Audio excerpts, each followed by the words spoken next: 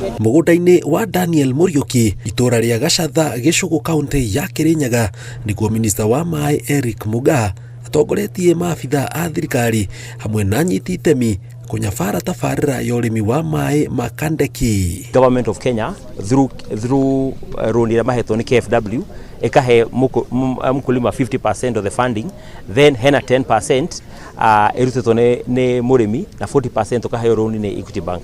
The progress that was made due to the irrigation scheme that we financed with funds from KFW and Equity Bank, but also, and this is important, the farmers are also chipping in their cooperatives, and they are stakeholders in this project. And broadly, this is an example to farmers of the journey ahead of us, moving from rain-fed agriculture to irrigation-based agriculture in our effort to make agriculture sustainable and commercially viable. Maaĩ ma tabarĩra ĩno maumĩte rũĩ rwa Nyamĩndĩ, kũrĩa arĩmi makĩria ma 250 magunĩkĩte na maaĩ ma kũrĩma. Project apart from just kũrĩma nĩ project mararĩma nĩguo mendie na ĩkorwo nĩ project ĩramahe maguno mega. So on a good yield, on a good season per harvest, he says he can, having input around 150-200,000, he can do around 1 million Kenya shillings. Daniel Muriuki nĩ ũmwe wa arĩmi arĩa magunĩkĩte na tabarĩra ĩno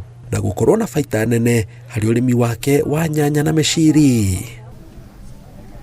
Why do I say this Kandeki is key to success? This is because if we are using this Kandeki water, it is likely to save us close to 20,000 because we are not involving a lot of people, machinery, because we just tap the water and bring it with us here. Akĩaria mũgũnda-inĩ ũyũ, minista wa maaĩ Eric Mugaa augĩte kũrĩ na tabarĩra 24 cia ũrĩmi wa maaĩ thĩinĩ wa gĩtaro gĩa Mount Kenya na 9 irĩ kaunti ya Kirinyaga.